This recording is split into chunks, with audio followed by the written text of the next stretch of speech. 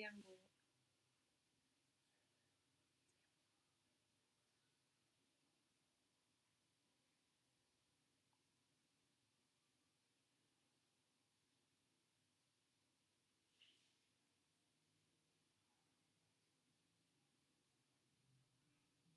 Oke, kita mulai ya.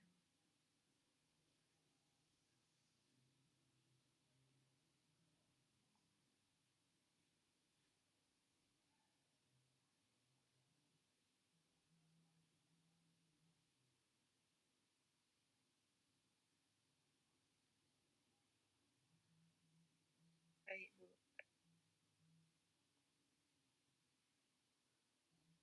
Iya, Bu, bisa dimulai.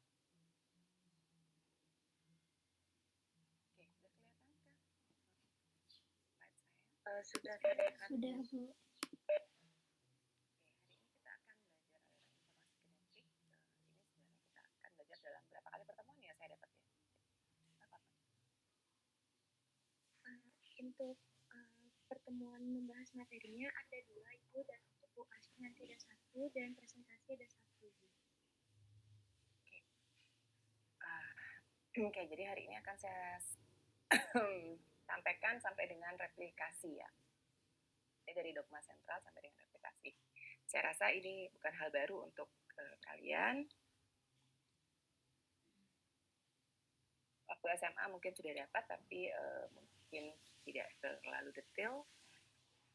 Hari ini kita akan belajar lagi bersama-sama ya. Saya mohon maaf, saya stop dulu. Just.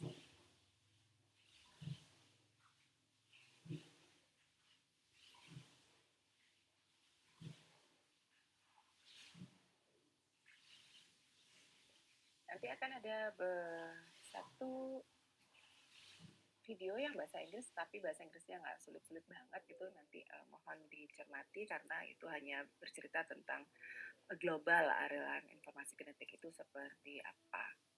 Nah, apa yang nanti akan kita pelajari bersama dari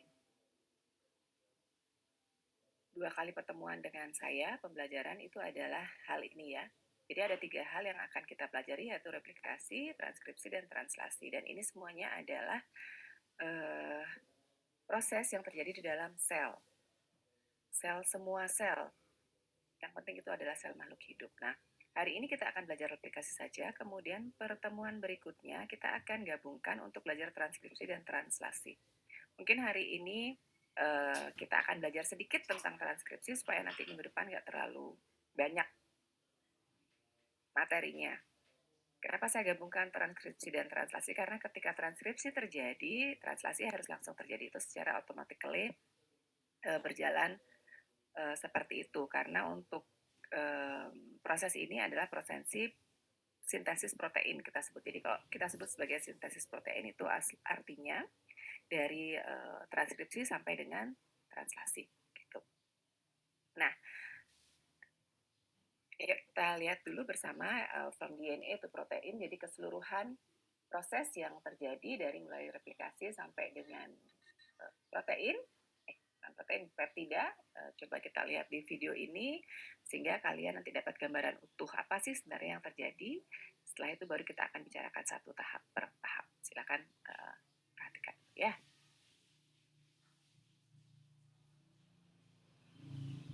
Here is a cell, the basic unit of all living tissue. In most human cells, there is a structure called the nucleus. The nucleus contains the genome. In humans, the genome is split between 23 pairs of chromosomes. Each chromosome contains a long strand of DNA, tightly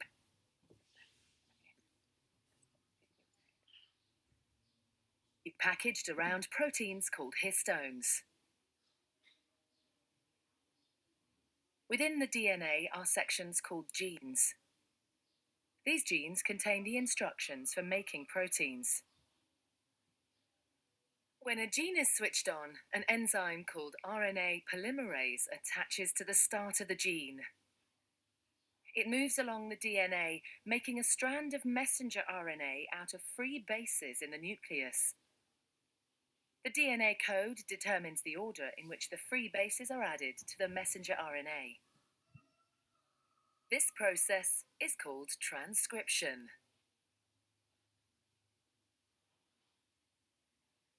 Before the messenger RNA can be used as a template for the production of proteins, it needs to be processed. This involves removing and adding sections of RNA. The messenger RNA then moves out of the nucleus into the cytoplasm.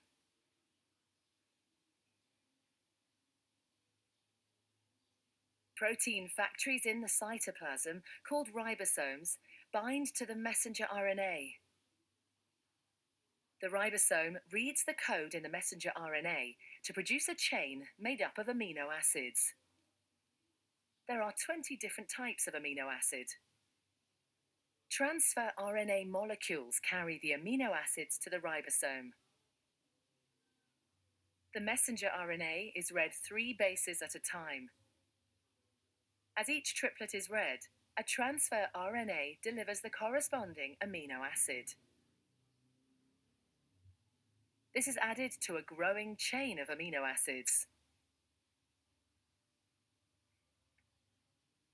Once the last amino acid has been added, the chain folds into a complex 3D shape to form the protein.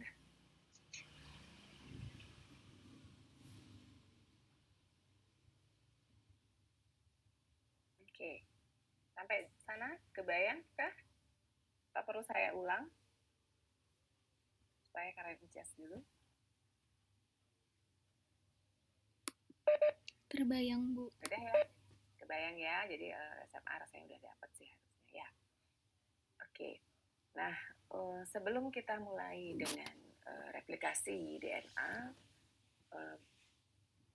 bolehkah saya bertanya apakah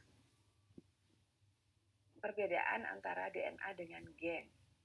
Ya tadi kan di awal kita belajarnya from DNA to protein gitu ya. Kemudian di tengah-tengah ketika transkripsi kemudian dikatakan bahwa RNA polimerase akan menempel pada awal dari gen ya. Mungkin Pak Wirjana atau yang lainnya di biokimia sudah sempat menjelaskan apa sih bedanya DNA dengan gen. Pada saat apa kita sebut itu DNA dan pada saat apa kita sebut itu sebagai gen. Ada yang mau berkenan menjawab?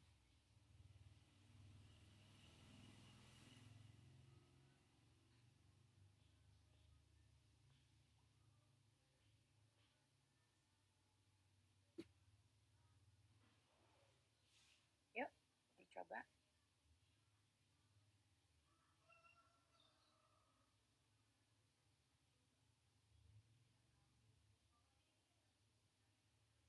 Mohon izin menjawab, Bu. Saya Dia Tanti dari NIM 2096. Kalau misalnya menurut saya itu DNA itu kayak molekul yang pembawa sifat. Nah, sedangkan genetik itu yang menentukan gen saya tanya genetik. Gen, bukan genetik. Gen itu, mohon maaf Bu, kalau misalnya DNA itu kan molekul yang pembawa sifatnya, sedangkan gen itu yang menentukan sifat pada makhluk hidupnya itu Bu. Terima kasih. Oke, makasih Tantri. Ada lagi yang mau jawab?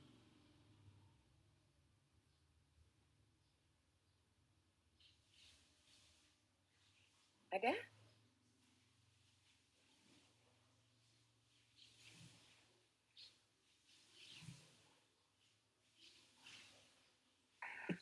Izin menjawab, Ibu. Ya, Saya kali ini kalian ini 20, jadi saya dapat membaca di literatur itu bahwa gen itu merupakan didefinisikan itu sebagai peregangan DNA yang digunakan untuk mengkodekan protein tertentu. Sedangkan DNA itu didefinisikan sebagai biomolekul yang terdiri dari informasi genetik. Selain itu, gen itu merupakan urutan spesifik yang ada pada bentangan pendek DNA, sedangkan DNA ini terdiri atas 2 rantai panjang polinukleotida yang dililitkan bersama. Itu. Oke, terima kasih. Makasih. Ini tanya satu lagi.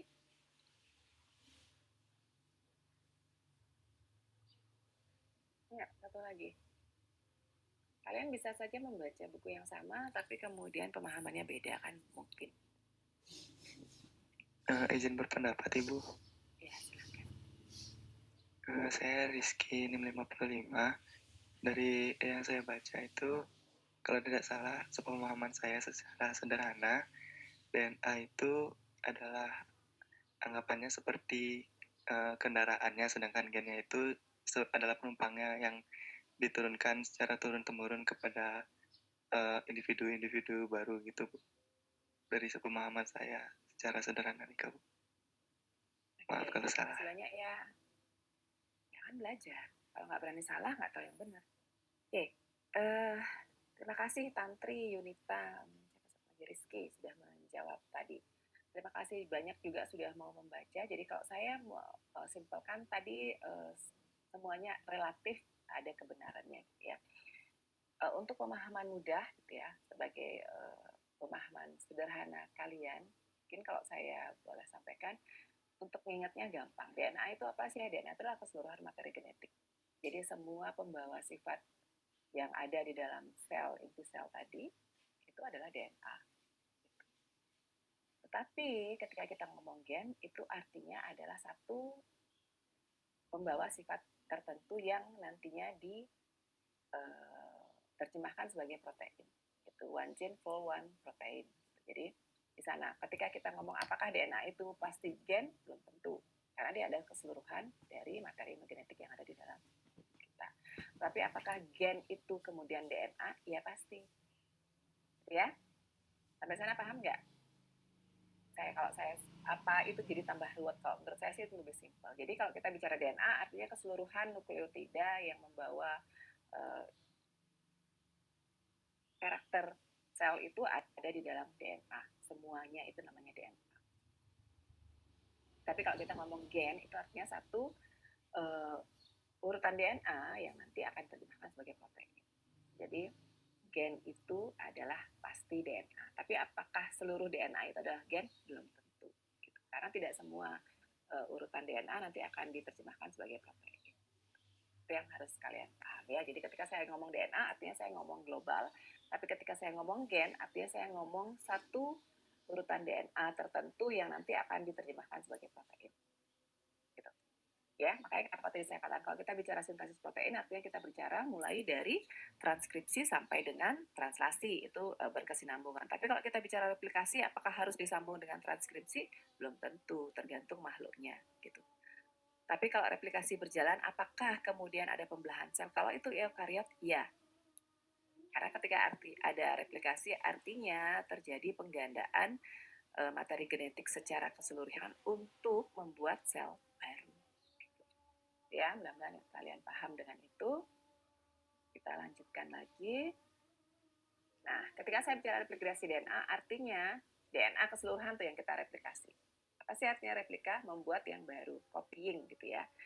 Nah, ini teoritisnya awalnya bagaimana replikasi DNA kemudian dipelajari gitu ya. Dan kebenaran itu bertingkat dari beberapa eksperimental gitu. Sebenarnya ada 3 hipotesis yang berkembang tentang bagaimana replikasi DNA ini berjalan. Yang pertama itu ditemukan oleh Watson and Crick, itu menyebutkannya semi-konservatif. Artinya apa? Ketika dia direplika, dibuat replikanya begitu, nanti untuk DNA yang baru itu akan terdiri dari satu DNA awal dan satu DNA baru yang direplikasi ya. Itu kalau kita bicara semi-konservatif. Yang kedua adalah hipotesa. Ini hipotesisnya ya. Yang kedua itu ada yang menghipotesiskan bahwa model replikasi itu kan berjalan secara konservatif. Artinya apa? Untai ganda induk DNA induknya itu tetap ada, kemudian tinggal dibuatkan DNA baru.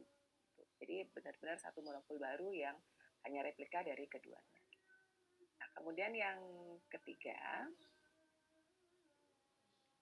itu ada model replikasi yang disebut dengan disruptif. Jadi molekul induknya itu nanti akan mengalami fragmentasi. Jadi nanti ada combine yang random gitu antara DNA yang baru dibuat dengan DNA yang sebelumnya.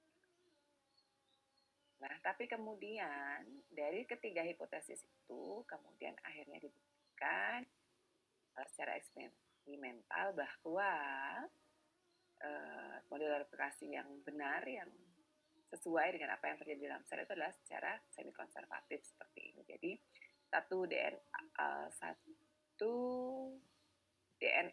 yang baru, nanti ini yang baru ya, yang di bawah, ini akan mengandung satu untai DNA dari induknya, kemudian satu lagi replika. Jadi dibutuhkannya secara eksperimental. Ayo kita lihat coba ini bagaimana itu berjalan. Kedengeran nggak? Kedengeran nggak? Terdengar. DNA merupakan molekul yang terdiri dari dua untaian saling berpilin dan berputar-putar satu sama lain dalam bentuk helix ganda. Tiap helainya terbuat dari 4 bahasa kimia yang berurutan dan diwakili oleh huruf A, C, G, dan T. Kedua untaian tersebut saling melengkapi satu sama lain. Artinya, dimanapun ada T dalam satu untaian, pasti ada huruf A pada untaian yang berlawanan. Dan dimanapun ada C, pasti ada G di untaian lainnya. Setiap helai DNA memiliki ujung 5 aksen dan 3 aksen yang merupakan nama lain dari untaian atas. Tiap helainya menuju ke arah saling berlawanan.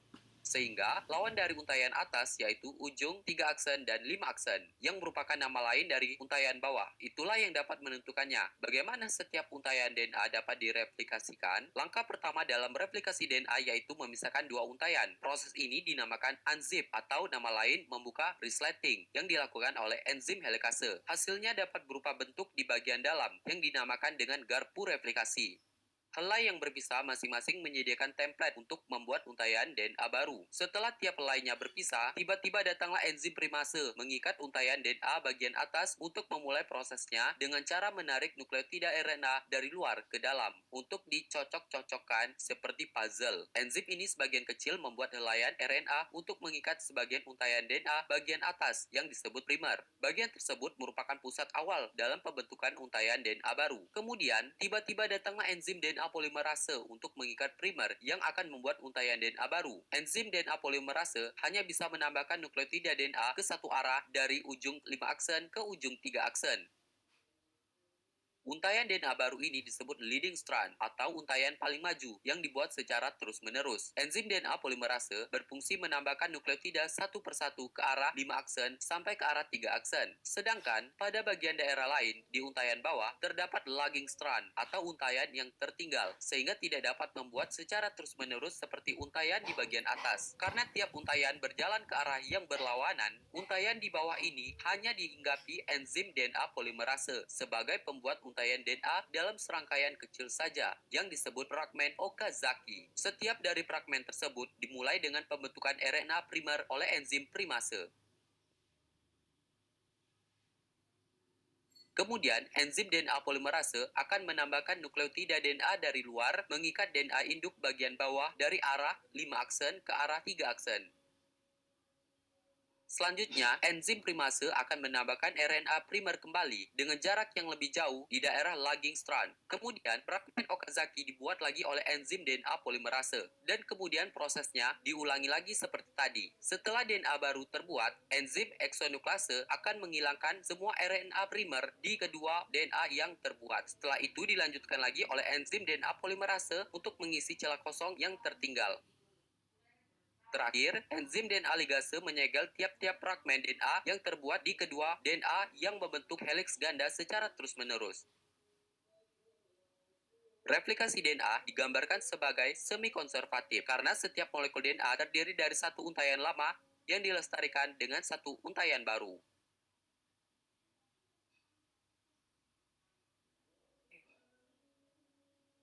Itu gambaran global ya.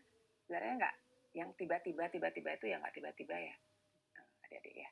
Tadi kan banyak banget tiba-tiba ada DNA polimerase gitu ya, nggak seperti itu ya. But by the way, itu terlalu cepat kah penjelasannya? Mau diulang? Boleh diulang, Bu? Boleh. Ya. Saya kecilin ya suaranya. Karena itu secara global seperti itu. Jadi sudah saya buat kebenarannya itu sudah benar secara global, tetapi nggak ada kata tiba-tiba. Itu lupakan kata tiba-tiba ya. Di tubuh kita nggak ada yang tiba-tiba seperti itu. Ini proses yang teratur. Kalau replikasi sampai aliran informasi genetik itu adalah proses yang teratur dan nggak ada yang tiba-tiba. Semuanya itu sudah berencana, memang dibuat mekanismenya oleh Tuhan seperti itu, gitu ya. Jadi lupakan kata yang tiba-tiba itu, karena kalau tiba-tiba kesannya adalah dia nggak prepare gitu. Bentar ya.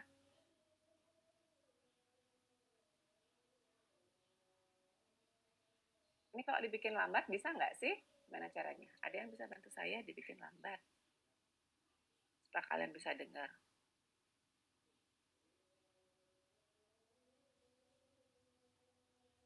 Oke, aja deh.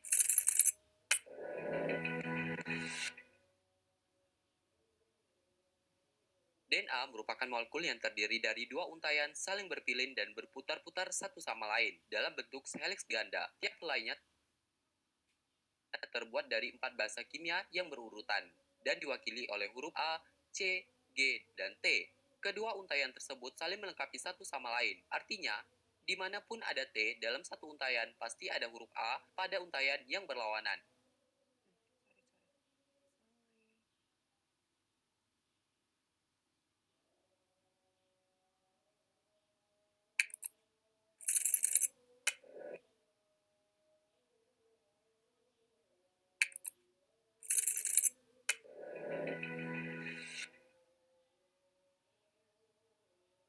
DNA merupakan molekul yang terdiri dari dua untaian saling berpilin dan berputar-putar satu sama lain dalam bentuk helix ganda. Tiap helainya terbuat dari 4 bahasa kimia yang berurutan dan diwakili oleh huruf A, C, G, dan T. Kedua untaian tersebut saling melengkapi satu sama lain. Artinya, dimanapun ada T dalam satu untaian, pasti ada huruf A pada untaian yang berlawanan. Dan dimanapun ada C, pasti ada G di untaian lainnya. Setiap helai DNA memiliki ujung 5 aksen dan 3 aksen yang merupakan nama lain dari untaian atas. Tiap helainya menuju ke arah saling berlawanan.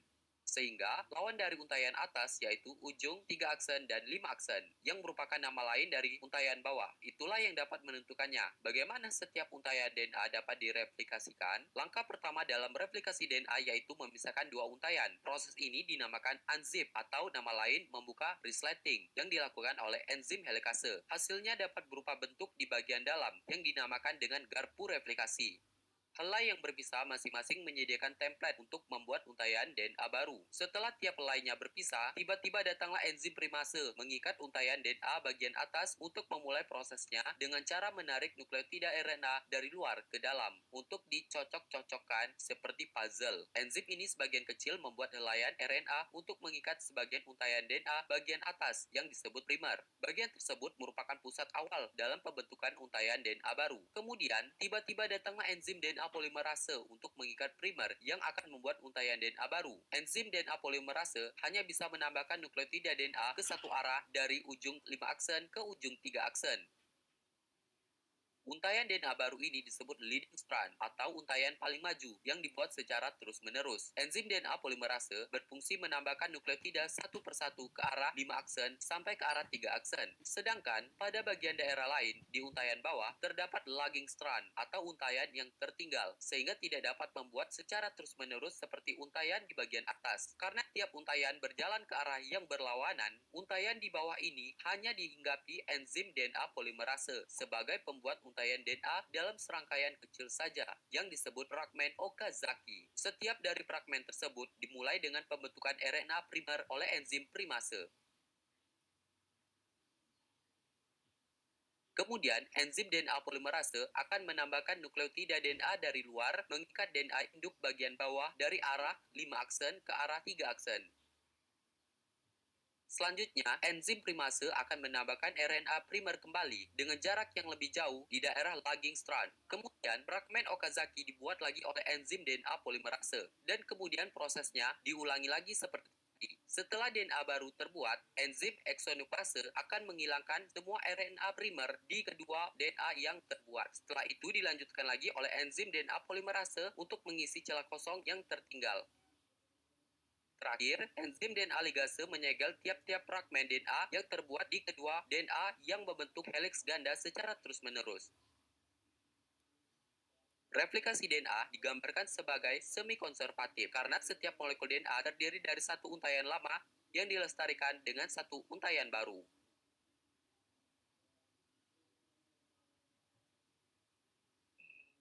Mudah-mudahan yang kedua udah lebih paham. Jadi apa yang penting dari mana gitu ya? Mungkin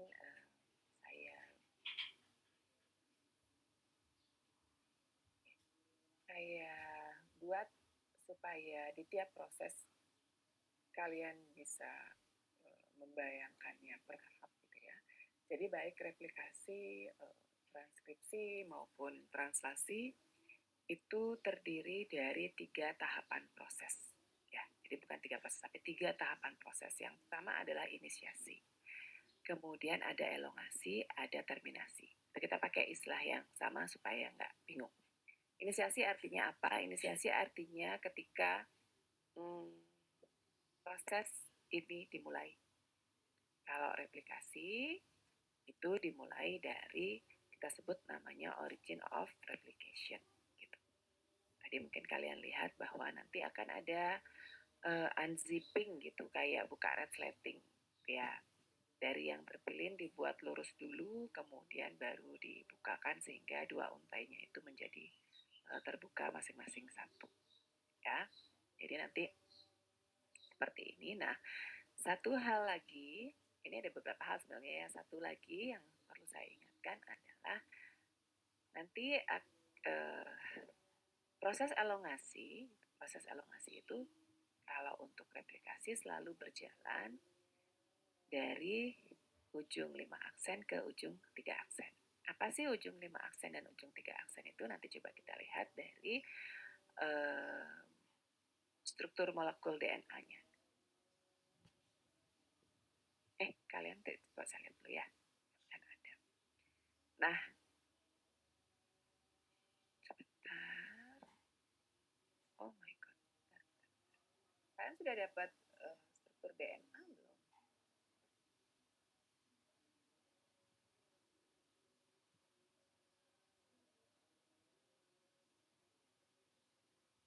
Kalian sudah dapat struktur DNA belum? Bisa menjawab Ibu, sudah dapat. Sudah ya, berarti udah tahu ujung 3 aksen sama ujung 5 aksen yang mana ya? Udah ya? Ya, nanti biar nggak saya kemudian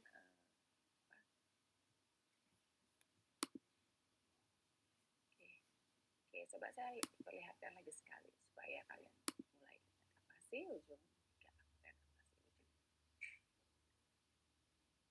Saya share dan sudah. Yang sudah tahu ini reminder aja, yang mungkin terlewat ini jadi bisa teringat. Nah, kalau melihat dari struktur DNA, ini nukleotida. Nah, DNA sendiri adalah polimer nukleotida, gitu ya. Nah, nukleotida sendiri terdiri dari basa, gitu ya. Kemudian ada gugus fosfatnya dan ada gulanya. Antara nukleotida yang satu dengan yang lain nanti akan dihubungkan melalui ikatan fosfodiester, ya, antara fosfat dengan ujung gula. Ya. Nah, ini akan berurut seperti ini. Ini basa purin atau pirimidinnya, begitu. Ini gulanya. Kenapa namanya DNA deoksiribose? Karena dia akan kehilangan pada C nomor 2 atau kehilangan satu gugus deoksi. Bagaimana mereka tersambungkan seperti ini? Jadi fosfat gula yang kita sebut sebagai tulang punggungnya atau backbone gitu ya. Nah, kenapa kemudian namanya 5 ujung 5 aksen dan 3 aksen? Ini kita lihat. Karena fosfatnya ini nanti akan terikat pada ujung C nomor 5 gitu.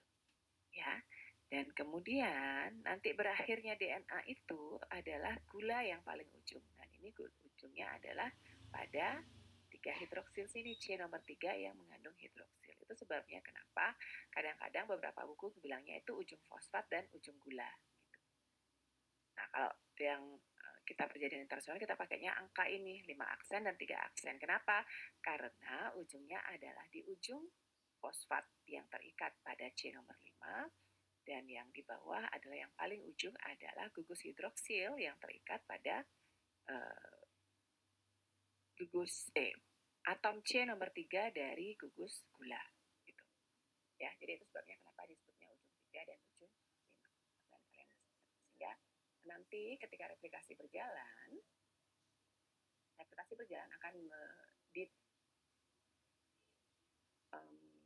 nukleotidanya ditambahkan dari ujung 5 aksen menuju ujung 3 aksen.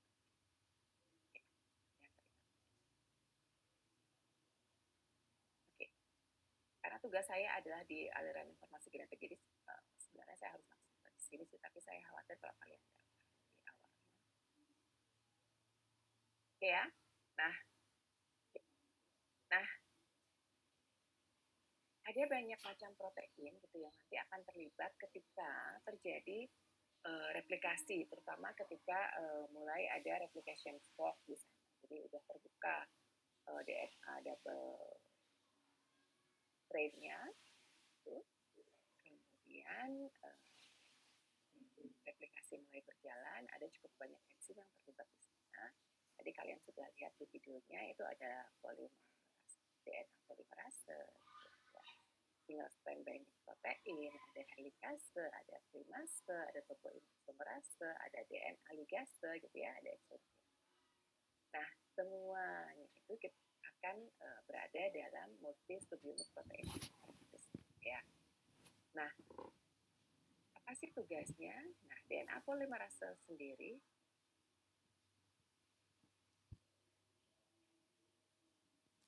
kita nggak usah mulai dari sini ya, ini tadi gambaran replication fork atau garpu replikasi yang kalian lihat di video. Coba kita lihat ini betapa banyaknya protein yang berperan di sana. Di awal aja, ketika dia unzipping gitu ya, ada yang menyebabkan itu menjadi single helix, itu namanya helikase. Ya. Nah, ketika dibuka, kemungkinannya dia untuk twisting itu apa ya, berikatan lagi lah sederhananya begitu ya, itu sangat besar sehingga harus ada protein yang mempertahankan mereka tetap menjadi single strand dari DNA yang double strand gitu menjadi DNA yang single strand. Nah, itu kita sebut dengan single strand DNA binding protein. Jadi dia mempertahankan supaya ini tetap single strand dong gitu, karena secara natural DNA itu pasti akan terbentuk menjadi jadi satu untai double helix, satu untai ganda DNA. Nah, kemudian ya, nah ini ada sliding clamp namanya yang nanti akan membuat DNA yang baru terbentuk dengan DNA lama itu tetap bisa melanjutkan replikasinya. Karena ini replication fork akan berjalan. Tadi kalian sudah lihat replication fork itu berjalan, jadi tidak terbuka sekali kemudian terbuka semua DNA-nya, enggak. Dia akan bertahap berjalan. Gitu. Ya. Nah, di sini karena double strand DNA ini adalah dua untai yang komplementer gitu ya. Jadi ketika salah satu ujungnya adalah 5 aksen, berarti ujung komplementernya adalah 3 aksen, gitu ya. Sampai sana saya terlalu cepat nggak? Mudah-mudahan enggak ya. Tidak, Ibu. Ya. Nah, kemudian replication fork itu kan nggak bisa ngikutin harus zigzag gitu ya. Jadi dia akan memilih untuk berjalan satu arah. Nah, dalam hal ini ya,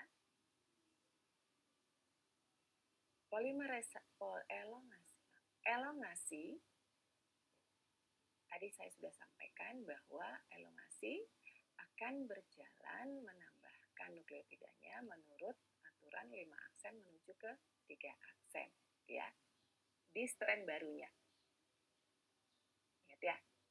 Nah, di strand lamanya, di strand induknya artinya apa? yang dipakai sebagai template cetakannya adalah yang mulai dari 3 aksen ini.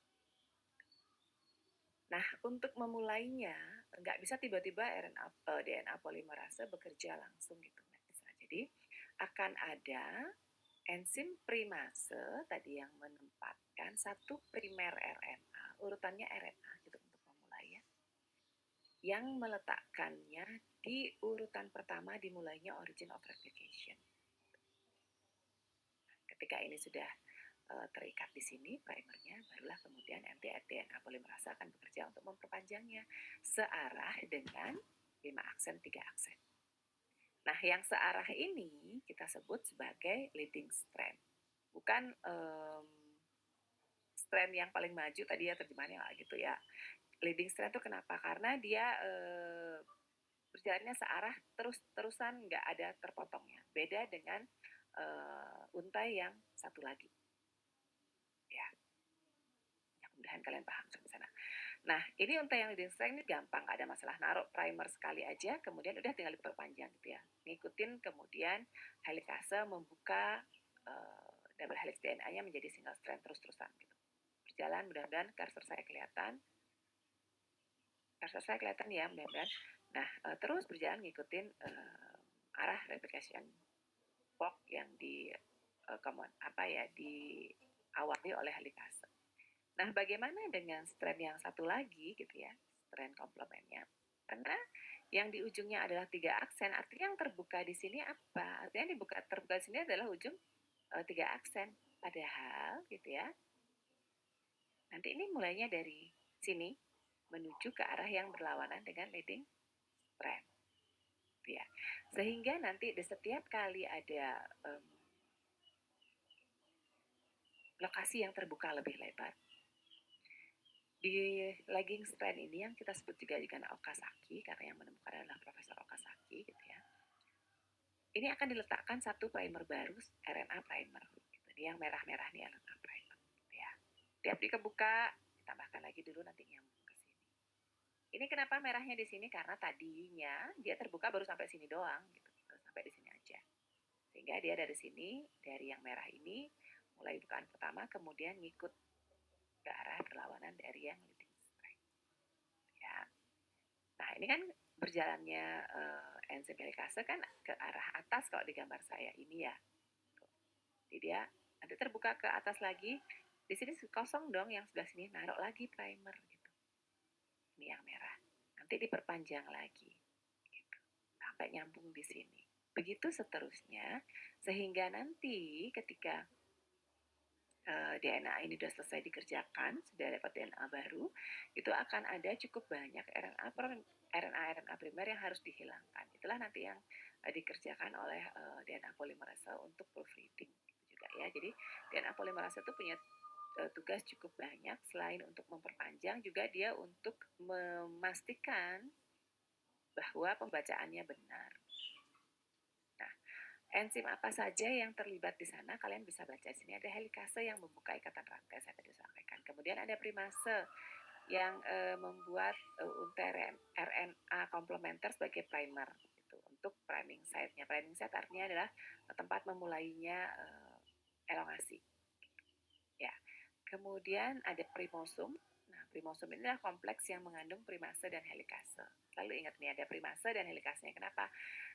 Karena setiap kali helikase membuka lebih panjang lagi DNA-nya, primase harus bekerja untuk menempelkan satu RNA primer pada strand Okazaki-nya. Gitu.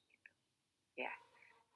Nah, SSB ini tadi saya sudah sampaikan dia untuk menstabilkan supaya nanti ikatan hidrogen antar basa itu bisa sesuai orientasinya, tetap sesuai dengan orientasi masing-masing strand ya.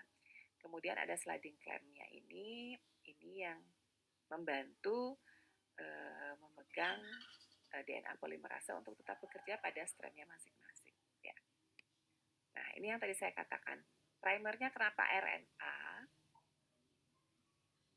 Saya nggak dapat literatur kenapa RNA gitu ya, tapi kalau dari logika saya pribadi adalah karena RNA itu sendiri nggak stabil, sehingga nanti ketika untuk di proofreading kembali itu akan lebih mudah untuk melepaskannya.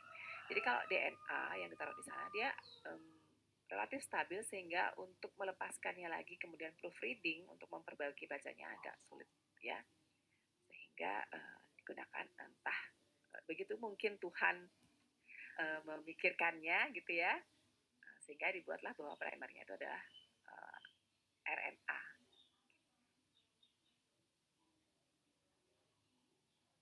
Nah, ini beberapa definisi ya. Nah, kemudian ada DNA polimerase 1 gitu. Nah, DNA polimerase 1-nya itu saya banyak banget tipe, maaf ya. Ini punya aktivitas katalitik menggantikan primer RNA dengan DNA. Tadi yang saya katakan proofreading. Jadi, ini masih ada RNA-nya dilepasin, kemudian dibikinkan DNA, karena ini kan kita sedang mengcopy DNA. Nah, kemudian untuk bisa membuat ini terekat dengan baik, ada yang kita sebut dengan DNA ligase. Sehingga nanti DNA ligase ini akan merekatkan DNA yang baru dengan DNA yang sudah terbentuk sebelumnya.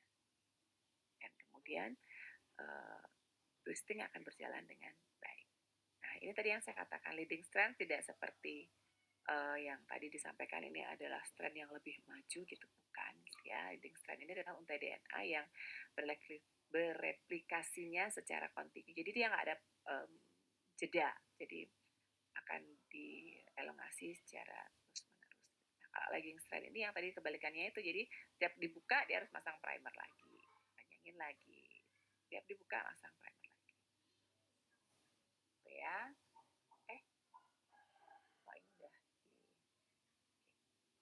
Ini udah mulai transkripsi.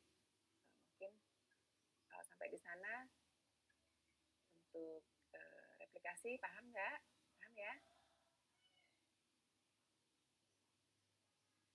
Boleh dicerna dulu. Ada yang mau ditanyakan? Kita nanti tayangin ulang aja videonya. Masih belum paham. Jadi itu yang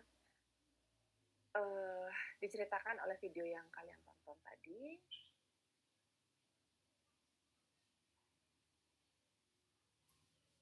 Sampai sana kira-kira paham replikasi secara umum.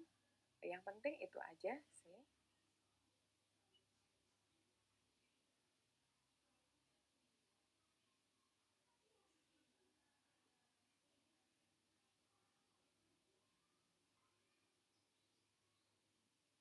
Ya, udah paham ya? Oke. Kalau udah paham, iya silahkan. Sedikit saja Ibu, mengenai replikasi DNA itu, saya sempat berpikir ketika kita kita tahu bahwa seperti yang ada di video tadi bahwa secara sederhananya seperti itu untuk replikasi DNA. Nah, apakah replikasi DNA ini terjadi semuanya itu sama Bu untuk seluruh organisme, misalkan bakteri dan manusia itu apakah sama begitu caranya untuk bereplikasi atau berbeda Ibu? Terima kasih Ibu. Terima kasih Julio. Secara global sama ya. Nanti ada faktor-faktornya yang berbeda. Ada faktornya yang agak berbeda, tapi kalau replikasi enggak banyak berbeda. Secara global semuanya melalui tahap itu, yang ada helikasenya, ada DNA polimerasenya. Nah, yang berbeda apa nanti antara makhluk eukariot dan makhluk prokariot yang uniseluler itu adalah di jenis DNA-nya saja. DNA polimerasenya berbeda. Gitu. Itu aja bedanya, Julio. Secara global ya sama seperti itu. Prosesnya sama. Dan saya ingin kalian belajar global dan umum dulu. Kalau detail nanti ada, ini juga enzim nggak semuanya saya sampaikan gitu ya, ada nanti akan ada enzim yang untuk untwisting gitu ya, cuman nggak sampai di sana lah kalian untuk tahap S1. Jadi kalau paham ini aja udah syukur banget. Gitu Julio. Jadi sama ya, kalau pada prinsipnya adalah sama seperti itu. Oke. Enzim-enzim yang terlibat juga sama, hanya detailing aja. Kalau tadi saya bilang kan DNA polimerase, kalau di bakteri, kalau yang saya pelajari itu ada 3, DNA polimerase 1, 2, dan 3. Kalau di manusia ada DNA polimerase, ada lagi subunitnya saya juga nggak terlalu hafal, yang kita sebut nanti tuh ada topoisomerase namanya, seperti itu gitu ya. Tapi yang sejauh ini kalau yang ini udah paham, nanti kalau belajar yang lebih detail akan lebih mudah gitu ya. Ini ya. Oke Ibu, terima kasih atas jawabannya.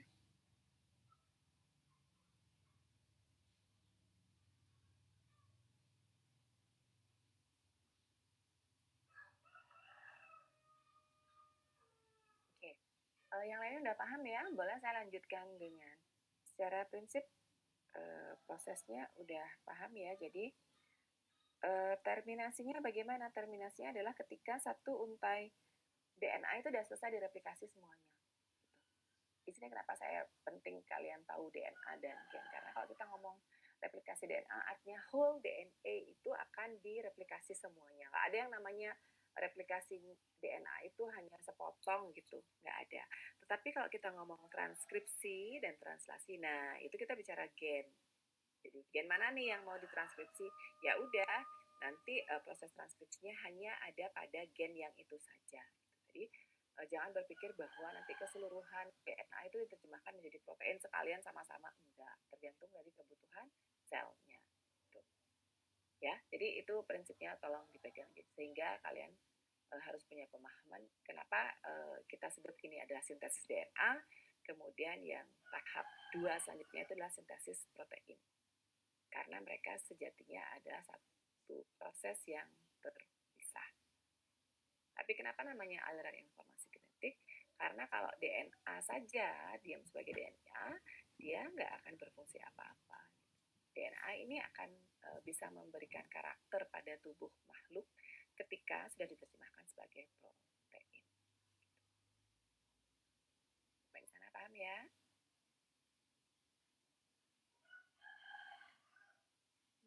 Paham ya? Oke, boleh saya lanjutkan sebagian transkripsi supaya nanti kalian terlalu banyak yang kita jelaskan di belakang. Ibu, boleh saya bertanya, Bu? Iya, mudah-mudahan saya bisa jawab ya. Jangan susah-susah nanyanya. Enggak, Bu. Tadi saya dapat kelewat kan tentang primosom itu sebenarnya fungsinya itu untuk apa, Bu ya? Karena saya cuma dapat dengarnya dari kompleks yang mengandung helikase dan primase aja gitu.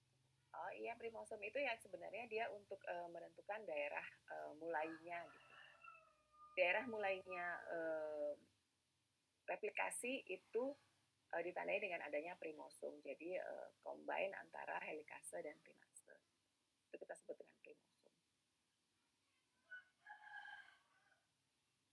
Dia menentukan origin of replication-nya gitu, Bu ya? Enggak. Tidak menentukan origin of replication. Origin of replication sudah ada di DNA-nya, sudah ada tandanya. Nah, ketika helikase nempel di sana, kemudian diikuti oleh primer, itu kompleksnya kita sebut dengan primosom. Sudah mengerti, terima kasih, Bu. Terima kasih ya, Tessa. Kalau kamu ada baca buku yang lain, karena ini kan kita updating terus ya, ilmu biotek, biokimia, biologi molekuler ini update terus. Tapi kalau kamu misalnya baca ada yang update gitu, oh ada enzim baru yang ditemukan, nggak apa-apa, sampaikan pada saya. Saya udah lama juga nggak belajar. Sudah ya, saya kira paham ya, Tessa ya. Oke, boleh saya lanjutkan ya? Boleh, Bu, terima kasih.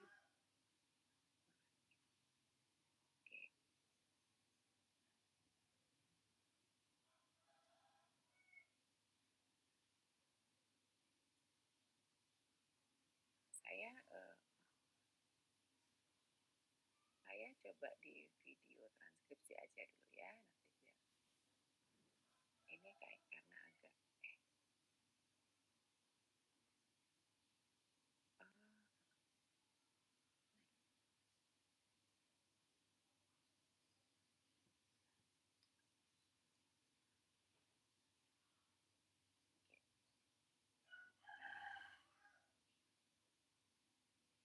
Jadi saya tunjukkan dulu global gitu supaya kalian ada bayangan dulu, sehingga nanti kalau saya ngomong kebayang apa yang saya omongin ya.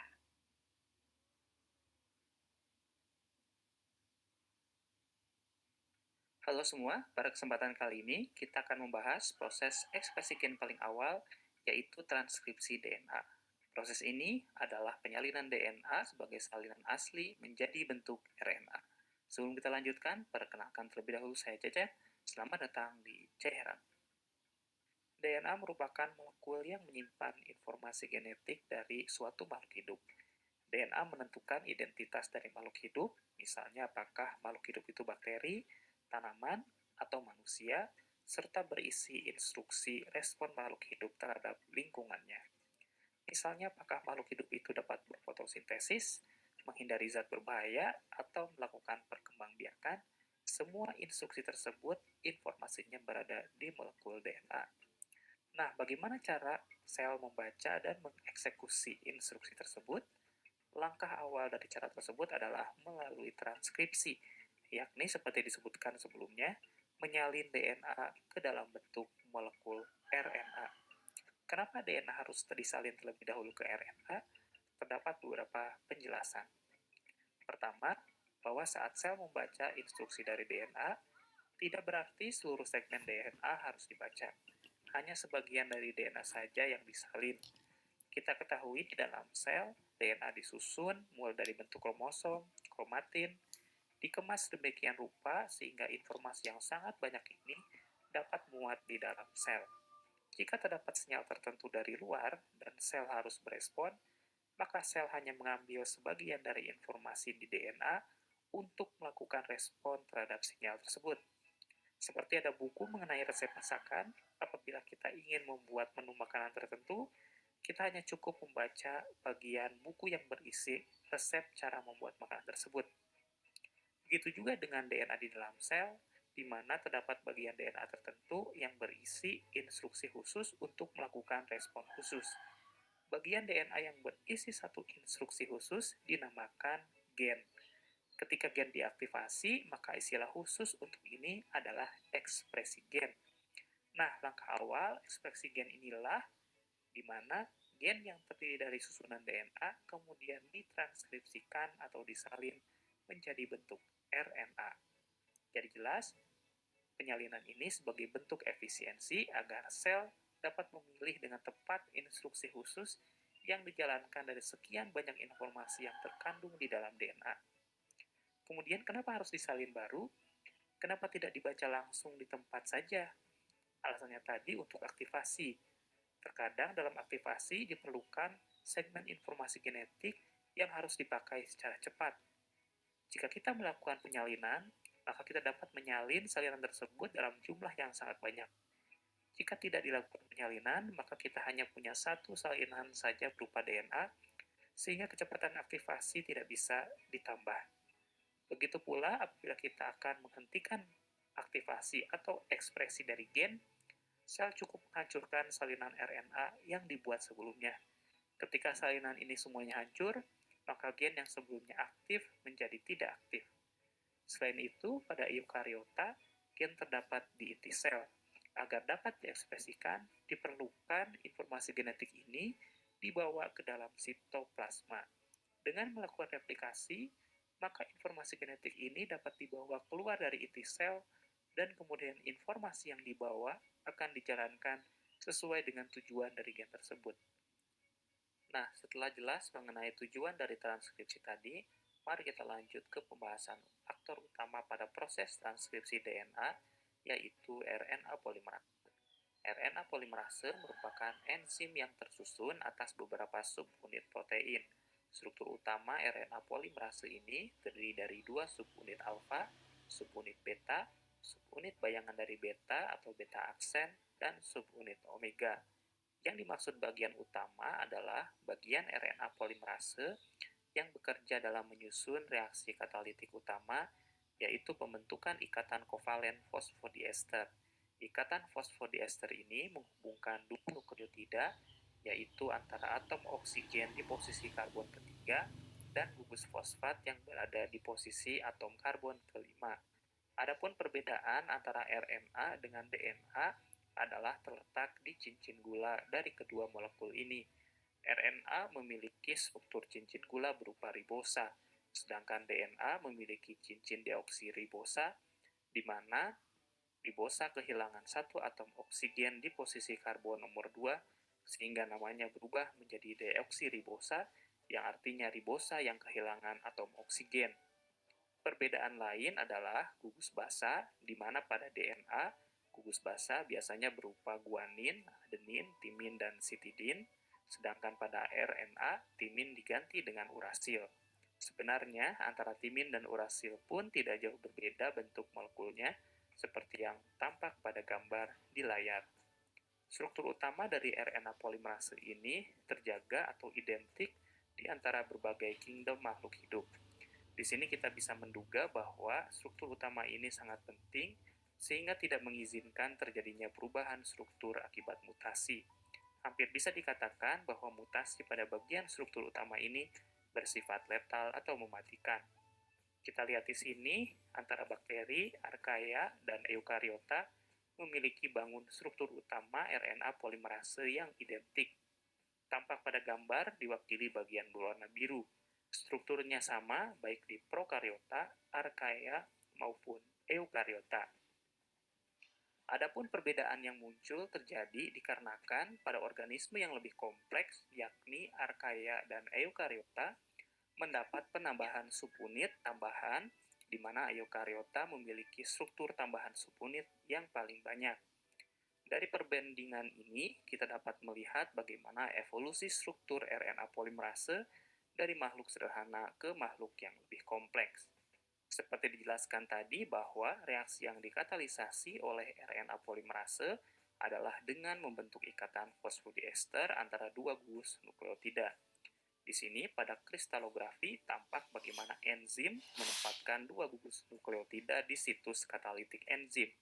Dengan menempatkan reaktan sedemikian rupa dan dibantu oleh kofaktor berupa ion magnesium, maka reaksi pembentukan ikatan kovalen fosfodiester dapat dibentuk oleh RNA polimerase. Mari kita lanjutkan pembahasan kita ke tahapan proses transkripsi DNA. Secara umum, tahapan transkripsi DNA terdiri dari 3. Pertama adalah tahap inisiasi, di mana proses ini terjadi saat RNA polimerase berikatan ke bagian promoter dari gen. Kejadian ini merupakan sinyal untuk DNA dibuka, sehingga enzim bisa membaca urutan basa dan membuat salinan basa DNA dari gen menjadi RNA. Kedua adalah elongasi, yaitu proses pemanjangan RNA hasil transkripsi. Satu persatu nukleotida ditambahkan dan RNA bertambah panjang. Pada tahap inisiasi, proses sintesis RNA akan berjalan lambat. Namun setelah masuk fase elongasi, reaksi ini akan berlangsung lebih cepat. Ketiga, fase terminasi, yaitu penghentian proses transkripsi DNA. Hal ini terjadi saat RNA polimerase menemui kode codon stop yang menandakan tempat berakhirnya dari gen. Mari kita lebih detail membahas mengenai fase inisiasi. Untuk lebih mudahkan, kita mulai dari tahap sederhana, yaitu inisiasi transkripsi DNA pada bakteri. Di tahap awal inisiasi, pada dasarnya, sel harus mengetahui letak dari gen yang harus ditranskripsikan. Dari serangkaian kode informasi di dalam DNA, sel harus memilih bagian DNA yang tepat untuk ditranskripsikan. Ternyata terdapat sistem kode di dalam DNA yang menjadi petanda awal mula dari suatu gen. Kode ini terdapat di bagian DNA non-coding. DNA non-coding adalah bagian DNA yang tidak ditranskripsikan. Dahulu bagian non-coding ini dinamai sebagai DNA sampah atau junk DNA. Karena waktu itu fungsi dari DNA non-coding ini belum diketahui. Tentu saat ini kita tahu bahwa hal ini merupakan istilah yang salah. Bagian DNA non-coding ternyata memiliki banyak fungsi penting, terutama sebagai regulator ekspresi dari gen. Fungsi dari DNA non-coding ini tergambar dari proporsinya berbanding dari DNA yang dikodingkan. Sebagai gambaran, 20% dari total genom DNA prokariota dari bakteri adalah DNA non-coding. Adapun genom manusia, 98% berupa DNA non-coding. Dampak regulasi dari DNA non-coding ini dapat terlihat pada individualisasi setiap manusia. Kita tahu bahwa setiap orang memiliki karakter yang khas. Hal ini diperankan oleh fungsi DNA non-coding, misalnya mengatur perbedaan antara individu seperti warna rambut, tinggi badan, kontur kulit, bentuk wajah, dan sebagainya. Banyak dari mekanisme khusus ini yang masih perlu diteliti dan dipelajari. Nah, seperti disinggung sebelumnya, Pada DNA non-coding ini terdapat petanda alamat atau letak dimulainya gen. Jadi ketika sel mencari tahu letak dari gen yang akan diaktifasi, maka sel akan mencarinya di bagian non-coding dari DNA yang letaknya tidak jauh dari gen tersebut berawal. Selain sebagai petanda letak gen, bagian non-coding yang paling dekat dengan suatu gen juga menandakan titik dimulainya transkripsi. Ini adalah bagan yang menggambarkan hubungan posisi gen dengan area DNA non-coding di sekitarnya. Di sini perhatikan bagian strand DNA yang di atas yang merupakan coding strand, sedangkan yang di bawah adalah template strand. Kode yang menandakan titik awal suatu gen dinamakan promoter. Promoter letaknya di sisi sayap 5 aksen dari gen. Promoter ini terbagi menjadi dua segmen, di mana posisi promoter terdekat dengan gen sekitar 10 basa nukleotida dinamakan tata box. Dinamakan demikian karena di tempat tersebut terdapat pola nukleotida yang terdiri dari susunan nukleotida timin dan adenin yang berulang. Tata box ini penting karena bagian ini yang akan dikenali oleh faktor transkripsi. Pada bakteri, faktor transkripsi ini dikenal dengan faktor sigma, sedangkan pada eukariota dinamakan TBP atau tata binding protein. Adapun pada bagian yang kedua merupakan sinyal lanjutan dari tata box yang digunakan oleh faktor transkripsi untuk menandai awal mula dari gen yang akan ditranskripsikan.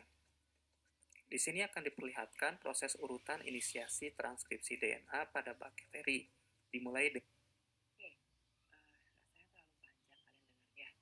Bosan, saya merasa ada radiasi kebosanan.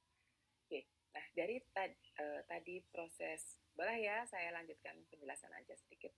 Nah, dari proses tadi, proses replikasi tadi, kemudian tadi sudah saya sampaikan bahwa ketika proses replikasi berhenti, tidak kemudian akan otomatis langsung disambung dengan proses transkripsi, gitu ya. Transkripsi, translasi atau ekspresi protein atau yang saya lebih suka sebutnya sintesis protein begitu, hanya berjalan apabila tubuh memberikan sinyal bahwa kita perlu protein tertentu, gitu ya. Misalkan nih kita butuh protein rambut gitu yang di sel rambut itu perlu tumbuh, ya udah dia akan kitin, kita perlu kitin, ya udah nanti diproduksinya kitin. Atau kita perlu triptofan, ya udah diproduksi yang untuk triptofan saja, enzim protein-protein yang akan bisa membantu pembentukan triptofan gitu. Jadi proses transkripsi dan translasi ini nanti tergantung dari sinyal yang diberikan oleh tubuh, protein mana yang harus dibuat, terutama untuk protein-protein yang building block gitu kan, karena kalau di masa pertumbuhan ya dia akan selalu diproduksi, selalu akan ada translasi, tapi kalau sudah dewasa seperti kalian sekarang ini, kalau tidak ada kerusakan di building block ya nggak akan dibuat protein building block gitu. Tapi kalau protein fungsional misalkan seperti enzim lipase gitu, kemudian enzim-enzim untuk mengunyah makanan itu ya selalu dibuat, terus setiap kali kurang akan dibuat gitu ya. Begitu juga dengan antibody gitu ya, kalau perlu antibody ya dibuat gitu ya, dan hanya akan dibuat ketika diperlukan. Jadi itu akan ada di DNA kita semuanya gitu. Nah kemudian, ini sekarang di buku-buku teks gitu ya, di textbook nanti kalian akan kenal juga adalah istilahnya ekspresi gen gitu ya. Bagaimana gen itu diekspresikan, sama artinya bagaimana DNA itu diterjemahkan menjadi protein. Karena ini gen artinya hanya satu sekuens tertentu saja. Nah bedanya apa kalau di prokariot dan eukariot tadi? Siapa tadi yang nanya? Julio sempat nanya, sama nggak sih kalau proses replikasinya? Kalau replikasinya secara umum sama gitu, nggak ada yang berbeda. Hanya saja bedanya adalah kalau eukariot dia punya membran inti gitu kan ya, berarti terjadinya replikasi itu ada di dalam membran inti. Tapi kalau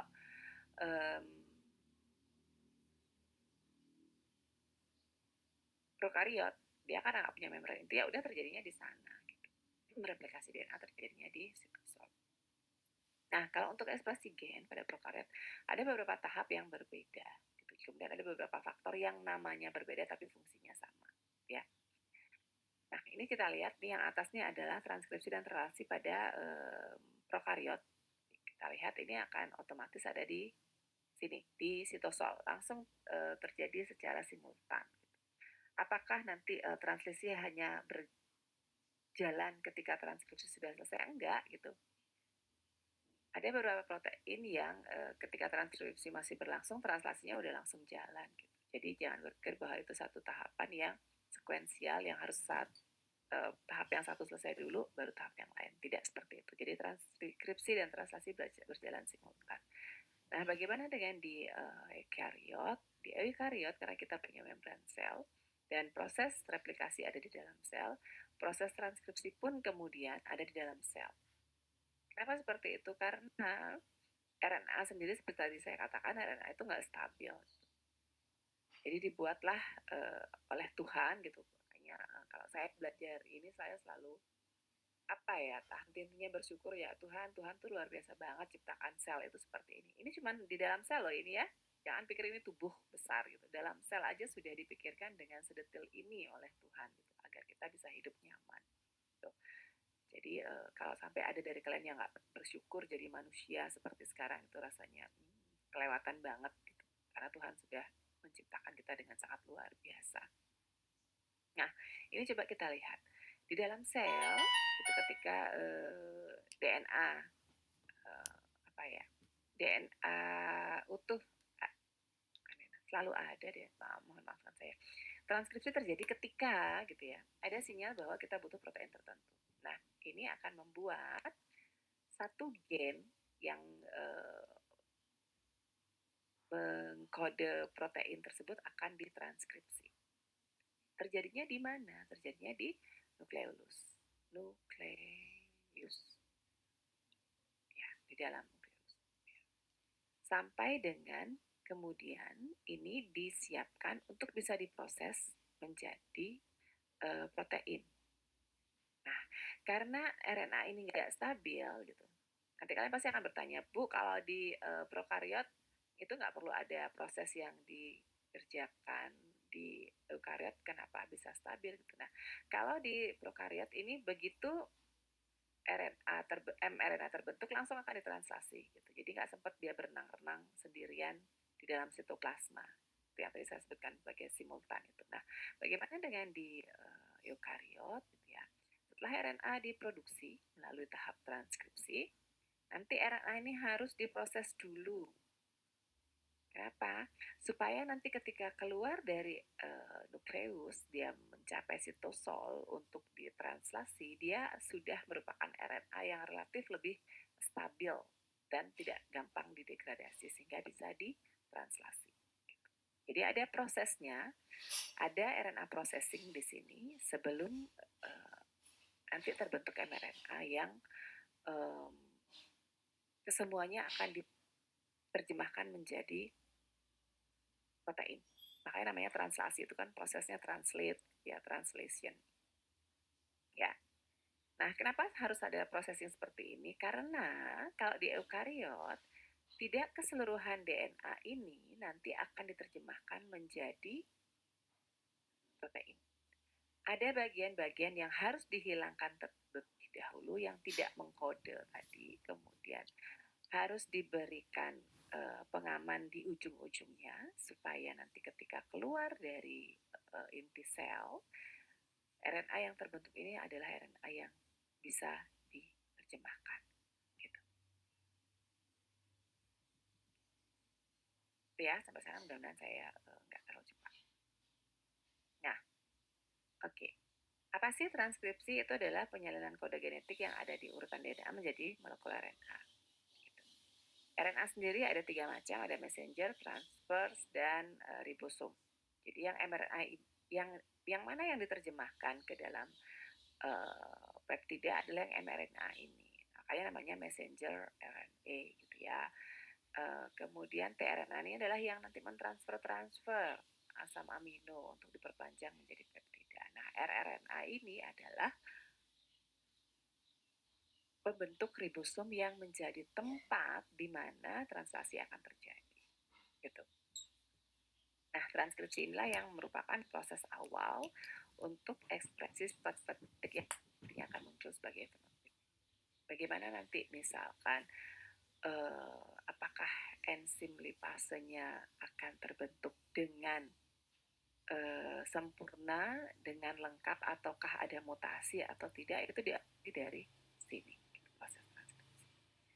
Nah, kalau tadi di DNA, di replikasi DNA kita sudah belajar bahwa kita butuh ada helikase gitu ya, ada primase, ada single strand binding protein, kita butuh CLAP, kita butuh DNA polimerase gitu ya. Nah, di transkripsi ini kita butuh apa aja? Kita tentu butuh DNA yang akan ditranskripsi, yang akan dicetak. Tadi kalau ngomongnya atas bawah gitu, tolong jangan direkam di dalam memori kalian karena kita nggak pernah mengenal ada yang namanya untai atas atau untai bawah. Dia dua untai aja gitu ya. Kenapa saya pilihkan yang bahasa Indonesia supaya kalian gampang ngertinya. Bukannya saya meremehkan kemampuan bahasa Inggris kalian ya, tapi kakak-kakak kelas lain agak komplain ketika saya berikan video dalam bahasa Inggris. Jadi saya pilihkan yang bahasa Indonesia. Tapi ternyata kemudian terjemahannya agak nggak sesuai padanannya, gitu ya. Jadi jangan berpikir ada atas atau bawah, enggak. Yang nanti kita sebut adalah coding DNA, gitu ya. Itu yang nanti akan menjadi template, menjadi cetakan urutan DNA yang akan ditranskrip gitu ya, ditranskrip menjadi RNA. Ya. Jadi salah satu untai saja yang dijadikan transkrip. Gitu. Nah, kemudian apalagi karena ini yang kita panjangkan nanti adalah RNA gitu. Polimerasenya tentu pakai RNA gitu ya. Jadi supaya gampang kalian berpikirnya. Kalau yang dipanjangkan polimerase, yang dipanjangkan DNA, berarti enzimnya DNA polimerase. Kalau yang dipanjangkan itu RNA, berarti yang enzimnya adalah RNA polimerase. Nah, kalau tadi di DNA itu yang ditambahkan itu adalah nukleotida pembentuk DNA. Tadi kita sudah lihat ada ATGC gitu ya, yang A selalu komplement dengan T, yang G selalu dengan C. Nah, kalau di RNA ini yang ada adalah AUGC, nggak ada timin lagi. Jangan tanya saya kenapa. Saya belum tahu jawabannya juga. Kenapa sih RNA-nya harus beda gitu, Tuhan ya? Nggak tahu, mungkin supaya nanti yang diterjemahkan nggak salah. Gitu. Mungkin ya. Kemudian apalagi ada faktor-faktor transkripsi tadi gitu, yang ada faktor sigma tadi di videonya udah kalian lihat bersama ya. Kemudian ada prekursornya untuk sintesis RNA ya. Nah, prekursor itu nggak semuanya punya. Gambar saya nggak ya. Oke.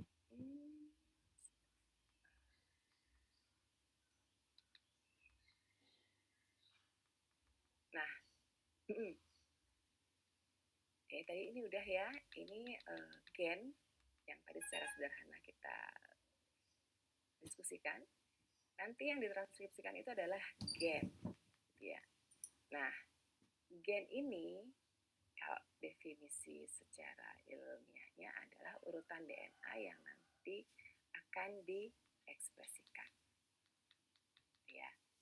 Urutan DNA yang mengkode urutan lengkap asam amino atau molekul RNA tertentu. Karena nanti ada urutan gen yang hanya diterjemahkan sampai dengan menjadi tRNA atau rRNA tadi. Ingat ya, tadi RNA itu ada 3 macam, ada mRNA, ada tRNA, ada RNA. Ada yang berhenti sampai dengan tRNA dan rRNA aja. Tapi kalau yang dia diterjemahkan sebagai mRNA, itu akan otomatis diterjemahkan sebagai gen yang lengkap untuk bisa ditranslasikan itu harus terdiri dari kesemuanya ini. Ada 3 bagiannya. Jadi ada promoternya, umum kita sebut daerah regulatory gitu, region. Kemudian ada bagian strukturalnya, ini yang struktur yang menjadi penentu protein apa yang terbentuk gitu. Kemudian ada terjemahkan. Yang diterjemahkan yang mana? Yang bagian hijau ini. Yang kita sebut bagian struktural. Kalau di urutan DNA biasanya kita sebut sebagai coding sequence, sequence yang mengkode protein tertentu. Ya, sampai sana saya terlalu cepat kah? Nanti jam 2 kita selesaikan aja ya. Gak apa ya? Saya mohon izin dulu. Baik, Bu. Boleh? Oke.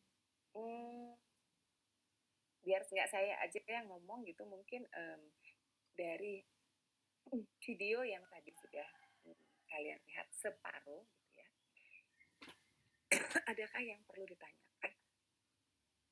Karena nanti kalian saya minta untuk menghafalkan kode asam amino ya, nanti ketika ditranslasi.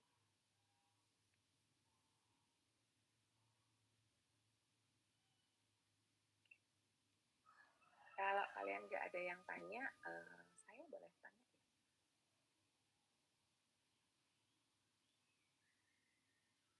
Boleh nggak saya tanya?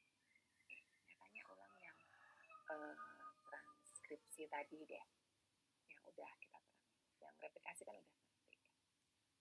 Nah, di transkripsi itu boleh ya saya tanya? Kalau tadi di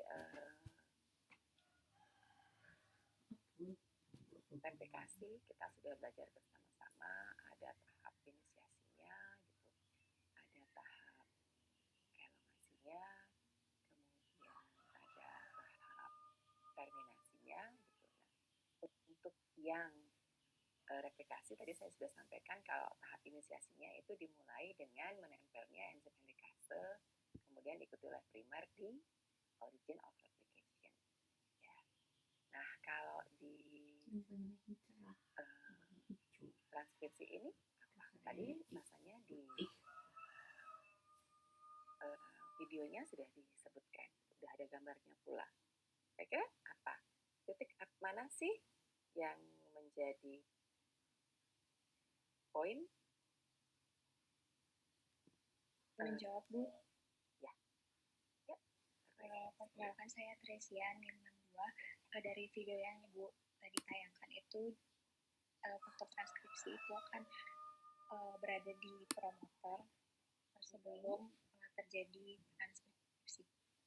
Ya, betul. Di bagian promoternya. Nah, kemudian ada tempat khusus di mana RNA polimerasenya nempel. Kalau tadi di replikasi gitu kan ada primer gitu ya, begitu primernya nempel nanti RNA polimerasenya mulai kerja. Nah, DNA polimerasenya nanti nempel di sana kemudian memperpanjang di bagian primer. Nah, kalau di replikasi ini di bagian mana? Betul tadi udah dikatakan oleh Teresia bahwa itu akan nempelnya di bagian promoter. Di bagian mana di promoternya? Izin menjawab, Ibu? Iya. Baik, saya Julio. Jadi untuk di mana dia nanti menempel tuh namanya itu kalau tidak salah tadi tata binding protein atau TBP, Ibu. Jadi di sana menempel. Tata box namanya. Oh iya, tata box. Ya, tata binding proteinnya itu adalah protein yang menyebabkan dia bisa nempel sana. Jadi selalu ingat ya, terima kasih ya Julio. Teman ada yang jawab juga di chat room.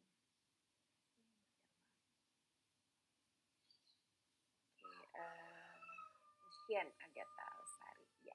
Larasati. Ya, benar. Namanya tata box. Kenapa namanya tata box? Karena dia urutannya adalah PA gitu.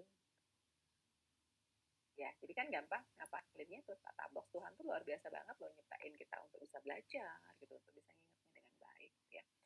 Nah, kemudian kalau di lebih detailkan lagi itu nanti kalau kalian baca beberapa buku ada yang kita sebut dengan minus 35 gitu ya. Jadi nanti dari mulai minus 35 itulah sudah mulai RNA polimerasenya nanti akan nempel. Kenapa namanya minus 35? Karena kita anggap satu itu adalah tempat mulainya ditranskripsi DNA-nya. DNA-nya. Itu nanti kalau kita nyambung ke translasi nanti seperti itu. Nah, kalau di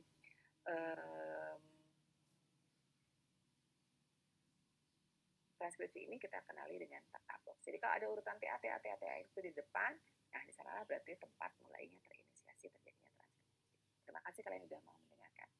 Oke ya, saya lanjutkan sedikit lagi.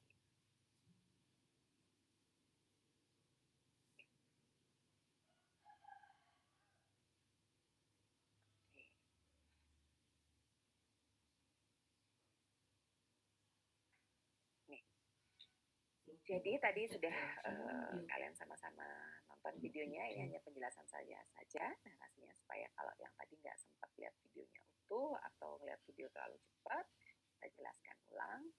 Ada bagian promoter, ada struktural, ada terminator. Ya, promoter itu bagian gen yang berperan dalam mengendalikan proses transkripsi, terutama pada daerah bagian ujung 5 aksen. Selalu ingat bahwa 5 aksen itu adalah sebagai upstream. Ya.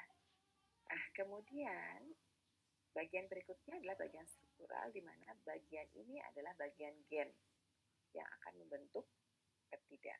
Peptidanya nanti baru akan jadi protein. Jadi proses translasi itu apakah dia membentuk protein? Kalau saya katakan dia baru sampai membentuk peptida. Nanti coba kita lihat ya, nanti ketika cerita translasi. Nah, bagian struktural inilah yang kemudian akan menjadi bagian yang mengandung urutan DNA yang mengkode protein. Ini letaknya di bagian hilir dari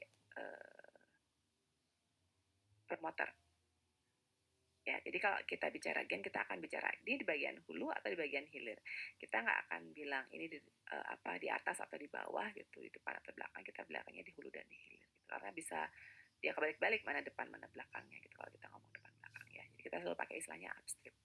Nah, kemudian terminator inilah bagian gen yang paling hilir gitu ya, untuk mengakhiri proses transkripsi. Artinya apa? Artinya nanti gitu yang diterjemahkan adalah sampai bagian akhir itu. Berarti sampai dengan di terminasi itulah nanti akan diharapkan dapat terbentuk protein yang lengkap. Gitu. Karena kalau ada mutasi misalkan sampai dengan kemudian di bagian strukturalnya ini ada mutasi yang menyebabkan terjadinya codon stop, bisa jadi gitu transkripsinya berhenti di sana, translasinya berhenti di sana gitu. Sehingga protein yang terbentuk bukan protein yang lengkap yang kita sebut dengan truncated. Tuh, ya. Videonya nggak usah dibuka lagi nggak ya, besok nanti pertemuan berikutnya aja supaya lebih lengkap. Nah, mekanisme dasar sintesis RNA itu seperti ini. Jadi ada faktor yang mengendalikan transkripsi, itu nempel di bagian promoter, dan nanti kalau itu kita bicara gen-gennya prokariot gitu, nanti akan ada urutan spesifik dan ada sistem sendiri yang kita sebut operon nanti ya, nanti kita lihat. Nah, kemudian penempelannya menyebabkan terbentuk kompleks sama seperti DNA, kemudian ada RNA polimerase yang membaca cetakan DNA tuh. Dan RNA polimerase ini nanti yang akan menambahkan RNA-nya. Jadi ingat ya, ketika di DNA yang nukleotida yang pakai adalah nukleotida DNA. Tapi kalau yang ketika kita bicara transkripsi yang ditambahkan oleh RNA polimerase adalah RNA. Ya, jadi namanya U bukan T.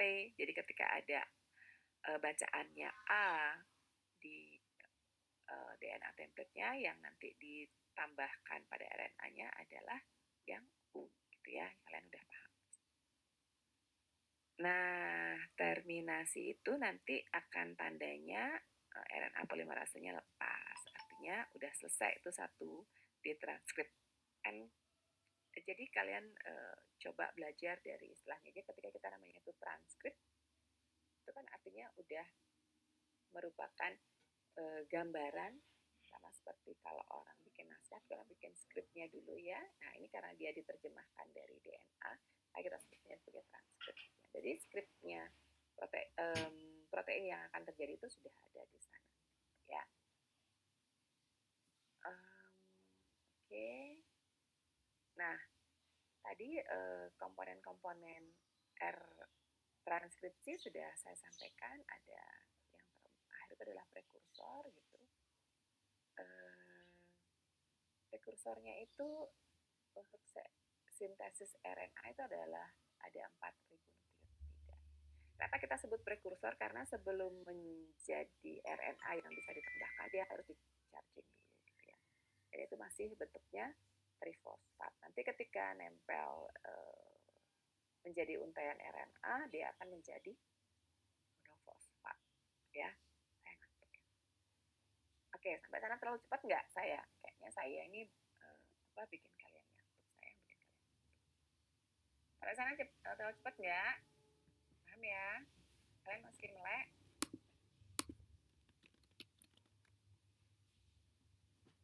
Ya, oke. Ya, tarik nafas dulu. Nah, polimerisasinya sama prinsipnya dengan DNA, dimulainya dengan arah 5 aksen 3 aksen. Jadi makanya kenapa kita pilih cetakan DNA-nya itu yang 3 aksen 5 aksen gitu ya. Kalau saya ngomong gini, kebayang nggak?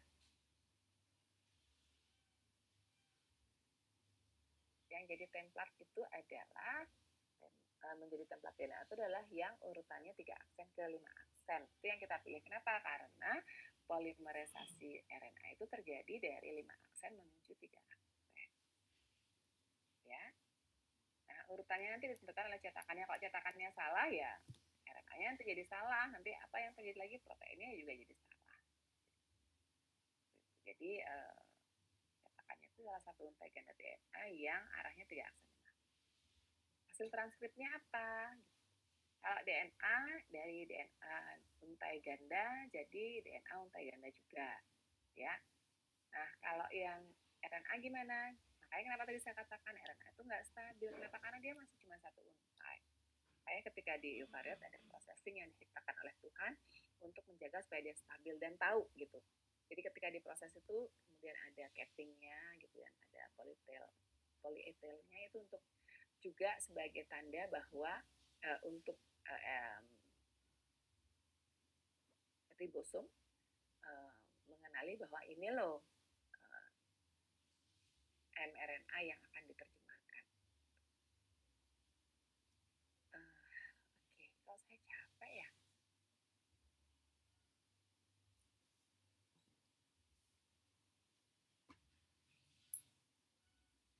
Sampai di sana ada yang ditanyakan dulu nggak? Kebayang nggak saya ngomong 5 aksen, 3 aksen, 5 aksen itu kebayang nggak? Kebayang nggak? Bener ya? Bener ya? Jangan Tresia aja nanti yang kebayang. Kebayang ya? Atau saya harus balik lagi ke gambar yang tadi? Enggak ya? Enggak. Oke, makasih semuanya. Nah, kemudian tadi saya sempat singgung gitu ya, bahwa ada satu sistem regulasi yang spesifik pada prokariot gitu yang kita sebut dengan operon. Kenapa hanya di prokariot saja ada seperti itu? Karena kita tahu sebagian besar prokariot itu adalah yang saya tahu adalah prokariot itu makhluk uniseluler gitu ya. Nah, kenapa kemudian Tuhan ciptakan bahwa dia punya sistem yang namanya operon adalah untuk menghemat energi. Gitu. Jadi kalau kita kan ada kromosomnya 20 berapa pasang? 22 pasang ya? Atau 21 pasang?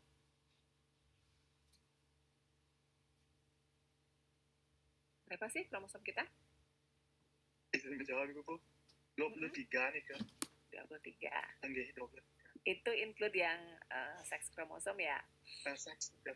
Iya, berarti kan kita punya 22 ya untuk body. Nah, kalau di tubuh manusia gitu ya dan tubuh-tubuh makhluk kompleks lainnya, itu satu protein itu bisa dikode oleh beberapa gen yang ada di kromosom yang berbeda gitu. Makanya kayak makasih Gangga. Nah, makanya kita butuh makan banyak gitu ya, butuh energi besar gitu karena ya itu proses pembuatan protein itu nggak sesederhana yang kita pikirkan gitu ya. Kalau kalian mau belajar ini dengan seksama, kalian akan bersyukur banget pada Tuhan ya Tuhan gitu. Bikin satu protein aja itu udah luar biasa banget prosesnya di dalam tubuh kita tanpa kita sadari. Tubuh kita udah ngerjakannya sendiri gitu. Ya. Nah, kemudian bagaimana dengan bakteri? Bakteri juga prokariot. Prokariot itu juga butuh hidup gitu ya, tahan hidup. Nah, dengan dia sebagai uniseluler tentu energi yang bisa dia tampung dan dia pakai itu terbatas. Makanya Tuhan ciptakan ada yang kita disebut dengan operon gitu. Nah, operon ini adalah satu organisasi beberapa gen gitu ya, tapi dikendalikan oleh satu promotor yang sama. Gitu. Seperti ini. Ini operon model yang pertama kali dipelajari gitu ya tahun 61 gitu ya. Seperti ini. Jadi ada beberapa gen struktural yang jadi satu urutan gitu. Karena kalian tadi kan udah tahu ya gimana urutannya. Kalau kita sebut sebagai gen itu ada regulatory region gitu ya, ada operatornya, ada regulator gennya. Ini kita sebut promoter, kemudian ada structural gensnya, kemudian ada terminator. Nah, kalau di prokariot ada cukup banyak mereka punya structural gens yang dipromotori oleh satu promotor. Jadi beberapa protein dia bisa produksi. Kalau manusia malah kebalik gitu. Bukan kebalik gimana ya? Malah lebih kompleks lagi dengan yang tadi saya ceritakan. Satu protein itu bisa dikode oleh beberapa urutan gen yang ada di kromosom terpisah. Kebayang nggak tuh kerjanya sel kita gitu ya. Selnya udah kecil gitu, terus ada 22 kromosom gitu, kemudian gennya masing-masing gitu ya. Itu udah kompleks banget. Nah, kalau di prokariot ini lebih sederhana. Tapi dibuat menjadi lebih efisien oleh Tuhan gitu ya. Nah, seperti ini. Ini ada 3 struktural gen gitu ya. yang bisa diproduksi dalam sekali transkripsi dan translasi. Nah, yang dibutuhkan adalah apa? Apakah ini kemudian nanti harus diproduksi terus-terusan? Enggak, tergantung kebutuhannya. Makanya ada namanya represor gitu ya. Dan di sini yang menentukan apakah nanti gen ini harus diproduksi sekalian gitu, atau nggak usah diproduksi sama sekali. Ya. Jadi nanti di sini akan ada represor namanya yang menempel di regulator gen ini. Ketika ini menempel, ketika ini nggak ada yang nempel gitu ya, nanti dia nggak akan membuat ini ditranskrip. Ya, salah. Ini nempel. Kalau dia nempel, dia akan repress. Jadi nggak akan ada transkrip gen.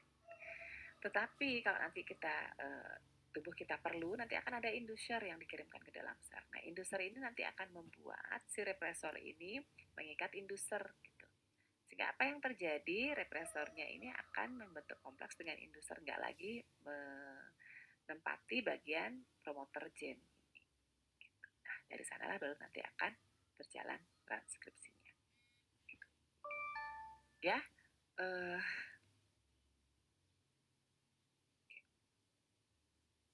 boleh saya lanjutkan lagi sedikit ya. Nah, itu tadi yang operon gitu.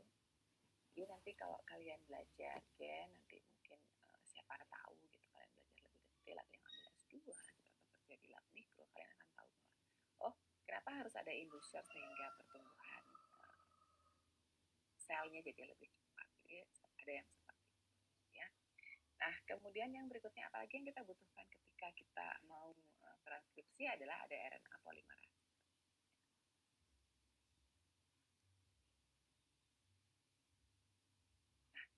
Kalau di prokariot, RNA polimerase ini juga mengkatalisis sintesis mRNA, RNA, dan tRNA.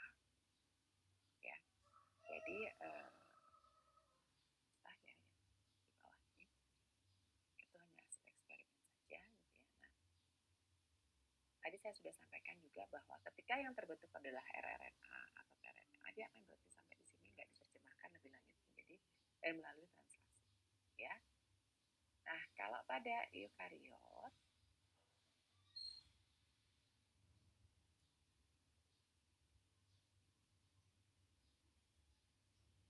ada 3 macam. Ada RNA polimerase 1, 2, dan 3. Nah, ini hanya contohnya bagaimana ditemukan RNA polimerase itu ya. Jadi diinhibisinya oleh amanitin sehingga ditemukan ada 3 gitu ya. Awalnya kita pikir RNA polimerase itu cuma 1, ya udah itu aja, tapi ternyata ada 3 bagian.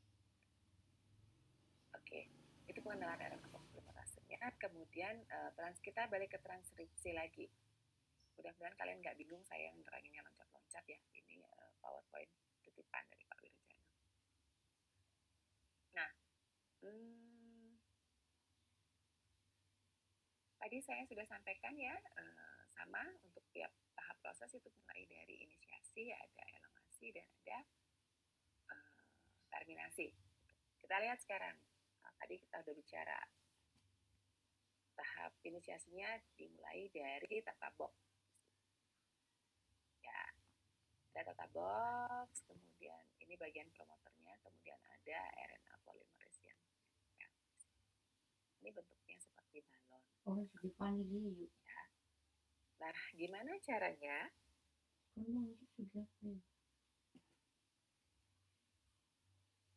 Si nanti RNA polimerasenya bekerja. Nah, tadi kita sudah sampaikan bahwa template-nya hanya ada pada satu untai DNA saja. Yang mana? Yang urutannya 3 aksen sampai 5 aksen. Karena biasanya kita gambarnya dari atas bawah gini, makanya tadi di video itu disampaikan, oh ini atas, ini bawah gitu ya. Tapi itu sebenarnya kayak gitu. Itu hanya untuk menggampangkan kita untuk belajar. Prinsipnya adalah yang dijadikan template adalah yang 3 aksen, 5 aksen. Kenapa? Karena penambahan RNA nukleotida itu hanya RNA dan nukleotida yang lain itu hanya bisa dari 5 aksen ke 3 aksen. Jadi fosfatnya ditempelin dulu karena itu nanti yang akan menjadi energi untuk dia bisa bergabung ya. Nah, kemudian kalau di replikasi tadi kita lihat ada helikase gitu ya. Di sini seingat saya nggak ada helikase tapi ada faktor sigma yang membuat ini menjadi gelembung, kemudian ada pelepasan DNA. Kalian lihat di sini. Ya. Kemudian ini akan berjalan sama seperti polimerase pada replikasi. Bedanya apa?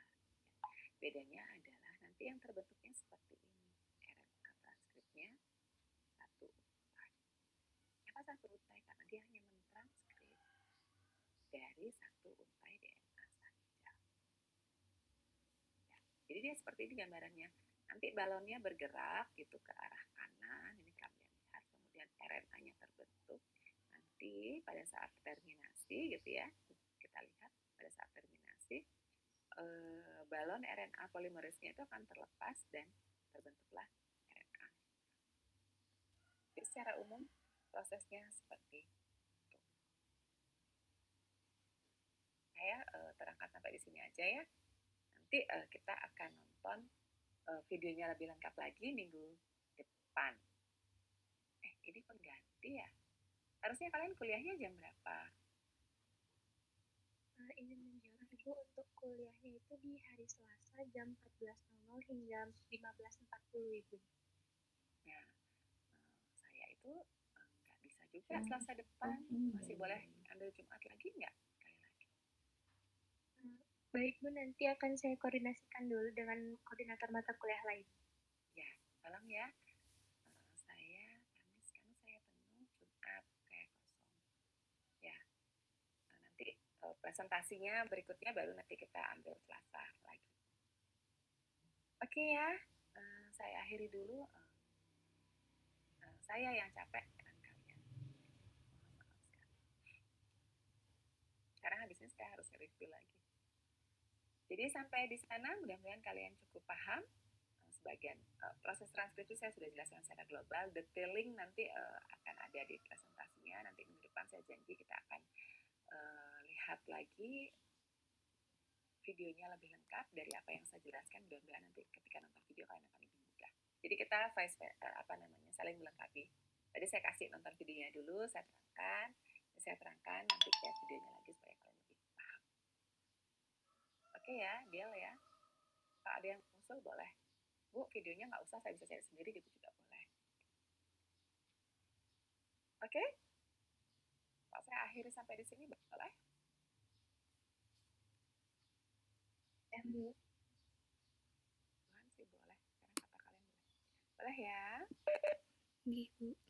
Oke, kalau gitu saya akhiri sampai di sini.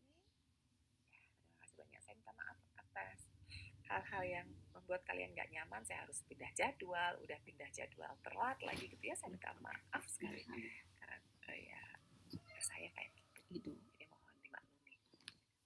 Terima kasih banyak sudah mendengarkan. Silahkan istirahat. Selamat sore semuanya.